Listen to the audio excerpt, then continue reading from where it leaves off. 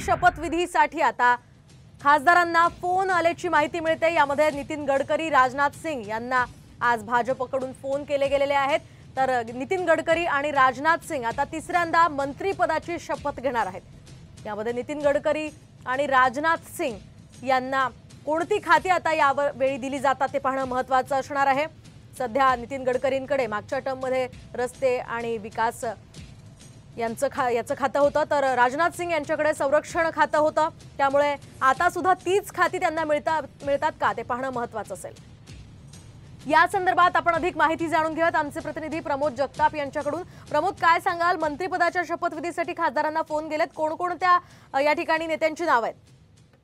मोहिनी, पंतप्रधान नरेंद्र मोदींचा आज सायंकाळी तिसऱ्यांदा पंतप्रधान म्हणून शपथविधी सोहळा पार पडणार आहे आणि त्यासाठी मंत्रिमंडळामध्ये काही सहकारी देखील शपथ घेणार आहेत। प्रामुख्याने जर बघितलं तर राजनाथ सिंह जे लखनौचे खासदार आहेत ते असतील किंवा महाराष्ट्रातनं जर बघायला गेलं मोहिनी तर पहिला फोन जो आहे तो कोणाला आला असेल तर नितीन गडकरी यांना आल्याचं सूत्रांनी सांगितलेलं आहे। खरं तर नितीन गडकरी मागच्या 2 टर्ममध्ये मोदींच्या मंत्रिमंडळामध्ये होते। राजनाथ सिंह हे देखील पहिल्याच मंत्रिमंडळामध्ये गृह खातं होतं त्यांच्याकडे, दुसऱ्यामध्ये संरक्षण सारखं मोठं खातं त्यांच्याकडे होतं। त्या दोन्ही नेत्यांना आतापर्यंत फोन केल्याची माहिती मिळते। मोहिनी, मिळालेल्या माहितीनुसार जवळपास 30 ते 32 मंत्री आजच्या सोहळ्यामध्ये शपथ घेऊ शकतात।